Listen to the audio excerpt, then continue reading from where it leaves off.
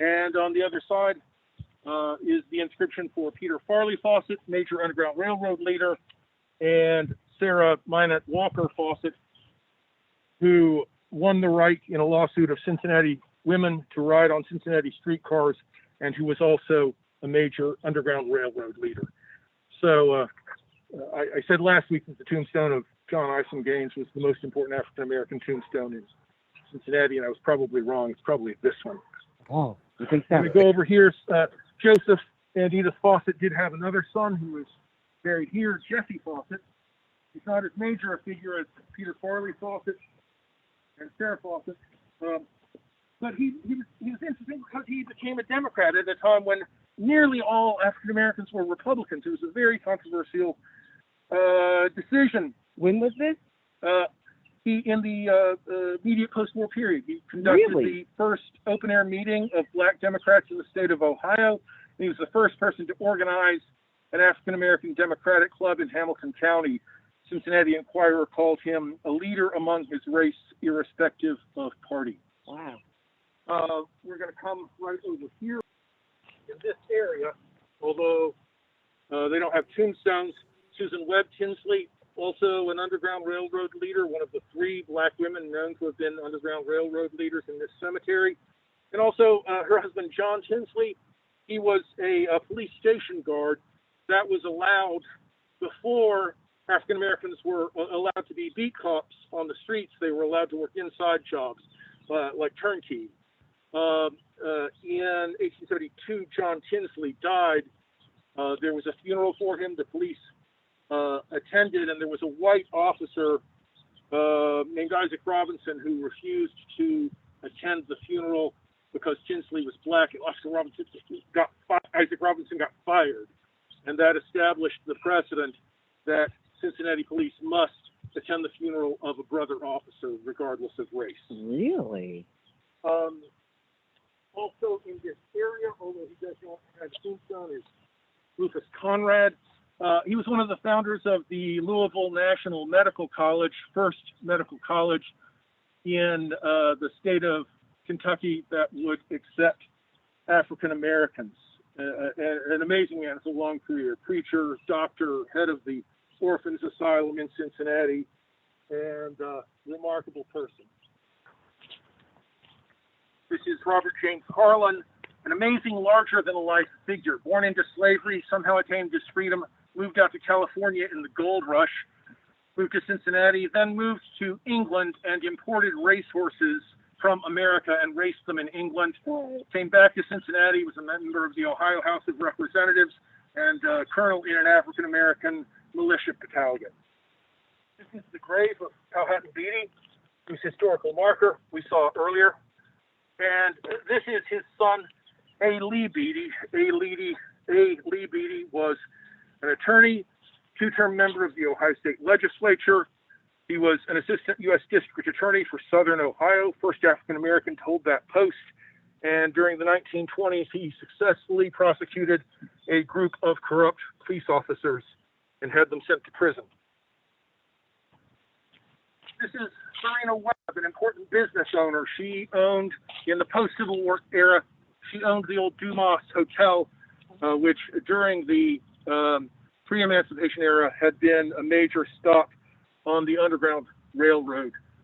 The hotel later passed to her great-nephew, who was Wendell Dabney, the great journalist. This is the tombstone of Luther Brooks. He was a police officer. In 1901, he was crawling through an old tunnel at the foot of 8th Street, trying to find some thieves who had been stealing from freight cars. His gun slipped out of his holder, hit the ground, and discharged, and the bullet wounded him badly.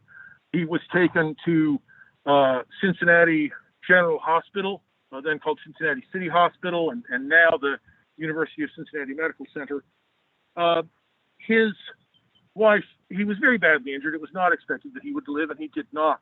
But his wife, Maddie, came to the hospital, demanded that he be allowed to be treated by an African-American physician, and the hospital relented. This was in 1901, and it was the first time that an African-American physician treated a case at Cincinnati City Hospital.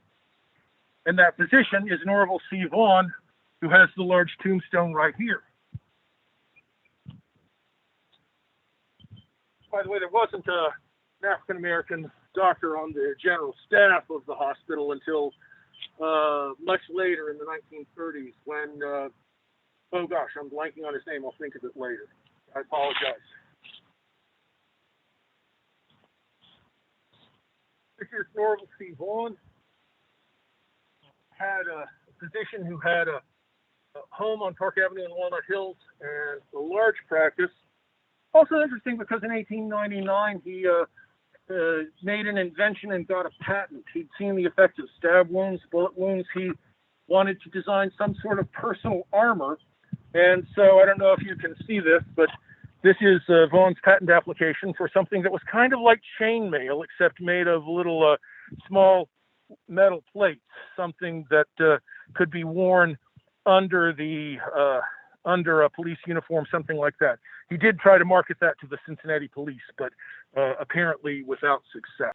Dr. Vaughn is one of several inventors buried here. The most important is a man named Isaac Kraft, who in the 1860s made improvements to steam engines. He got a patent in 1869, I think, for something called a balanced valve. But although he could design a steam engine valve, he couldn't write his own name. He had help from a patent attorney, and he signed the patent application with his mark. Wow. That was his only known patent, but it wasn't his first. He wasn't his only idea. It wasn't his only invention.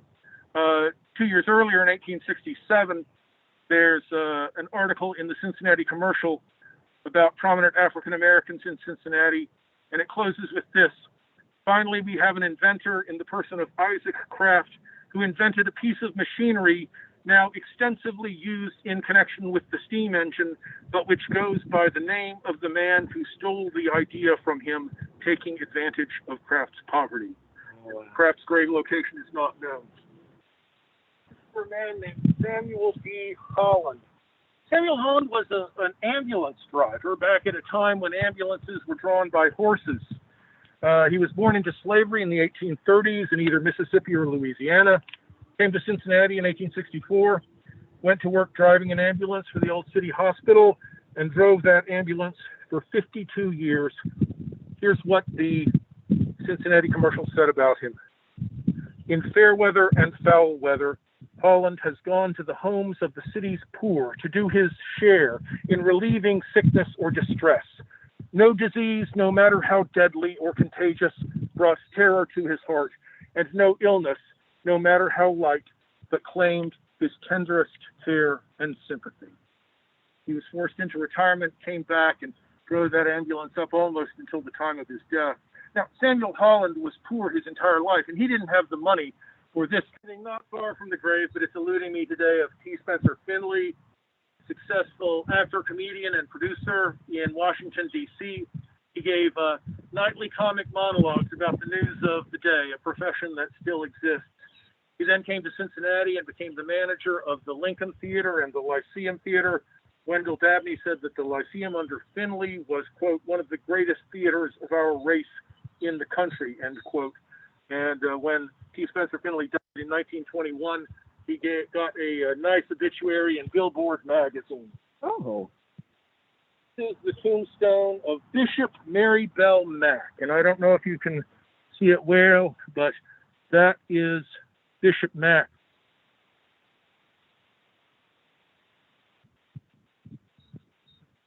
If you look at her inscription, it will tell you that she, in 1918, was the founder of the Spiritualist Church of the Soul. She was born in Kentucky about 1874. The birth date on her stone is off by about a decade. She founded the Spiritualist Church of the Soul, gave herself the title of bishop. Now, it's important to note that the word spiritualist at this time had a very particular meaning. It meant that there were mediums holding seances to communicate with the dead.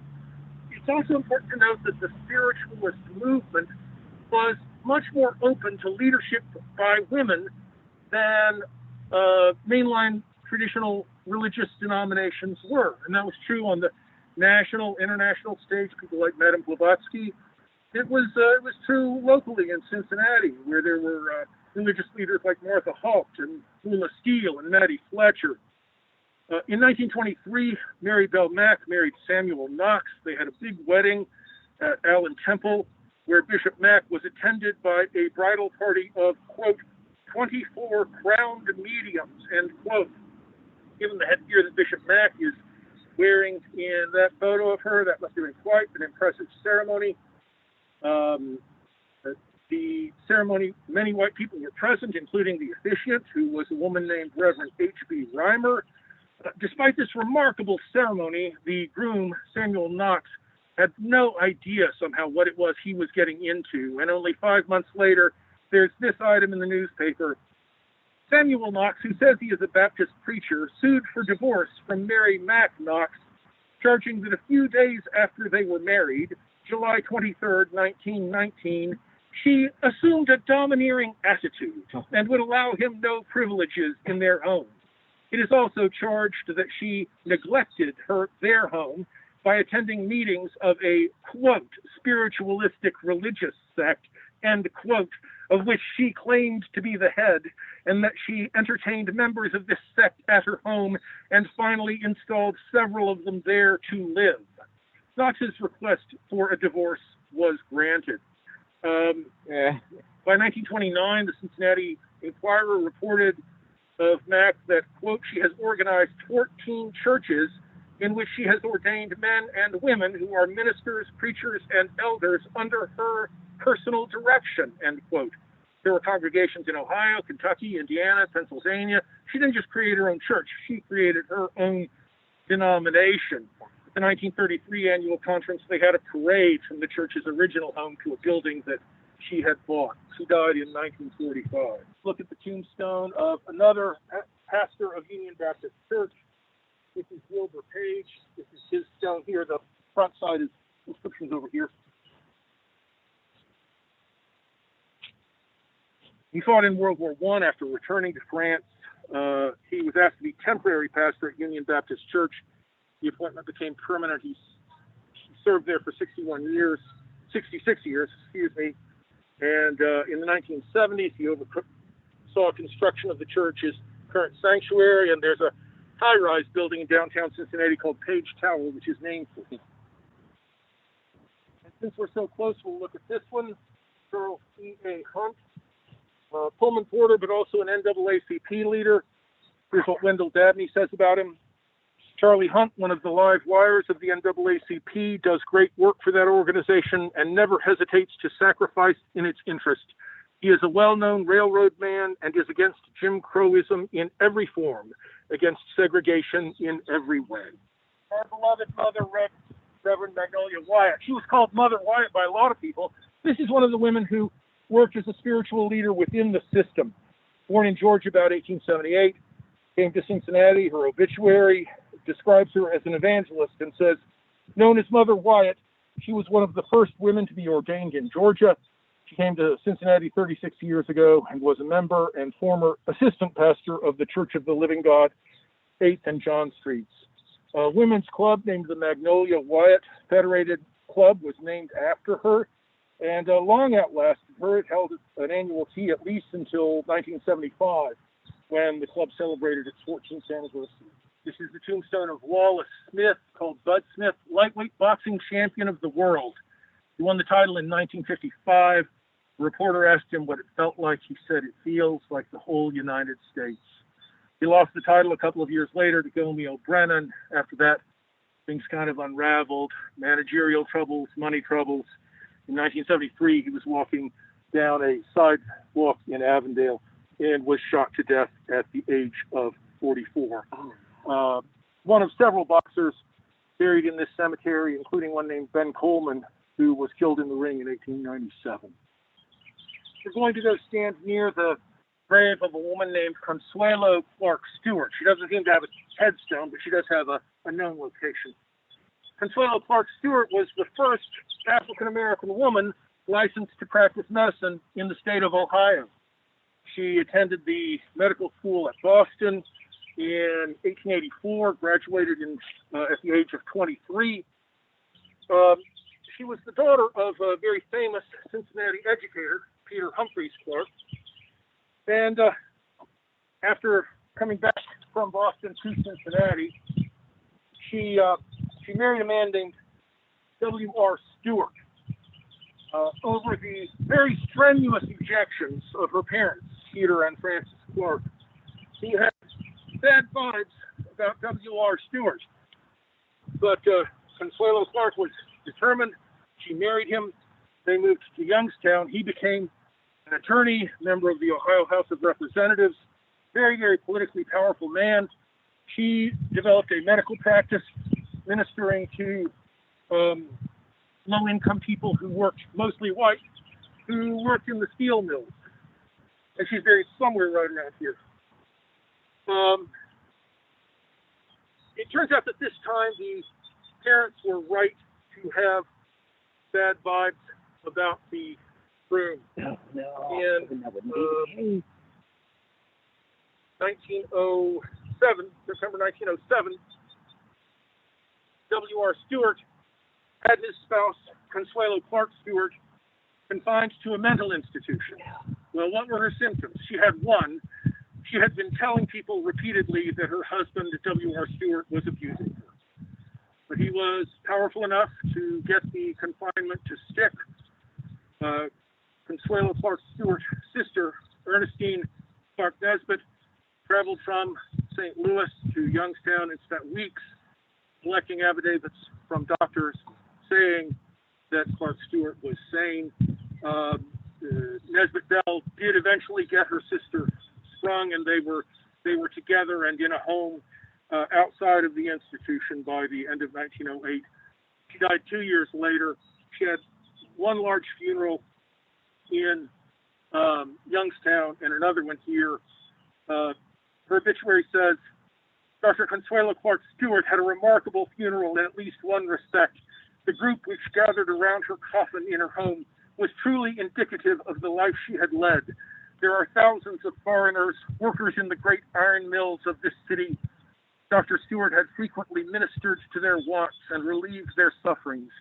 Representatives of these, Greeks, Slavs, Romanians, Russians, and Polish Jews, gathered around her coffin, and the Catholics, crossing themselves, knelt and muttered prayers for the repose of the soul that had pitied their sorrows. Let's just talk about some of the people who are here. Sure. Samuel Troy, patriarch of an Underground Railroad family. He's buried here. At least 4 of his sons were Underground Railroad conductors. Mm-hmm. And at least 2 of those here are also buried here. A famous jockey named John Samples, who rode 2 of the most famous racehorses of the late 19th century, Ten Brock and Longfellow. Wallace Shelton, famous Underground Railroad leader in the 1830s, Union Baptist Church gave him a horse and told him to ride north and plant churches between Cincinnati and Canada to use for the assistance of assisting slaves. And several of those congregations still exist today at places like Xenia and Springfield. Other people buried here. Tiny Bradshaw, great jazz musician. Please go to YouTube, search for Tiny Bradshaw playlist, give it a listen. He's amazing. Philip B. Ferguson, Underground Railroad conductor, and also a Baptist minister, and also a practical builder who in 1872 was referred to as a supervising architect of a schoolhouse. Now, he certainly wasn't trained in architecture school, but that's the first instance I've found in print of an African American being referred to as an architect. Laura Troy Knight and Laura Knight Turner, the first mother-daughter duo to receive simultaneous master's degrees from the University of Cincinnati. Thank you, Mr. Hanlin, for his time today. Thank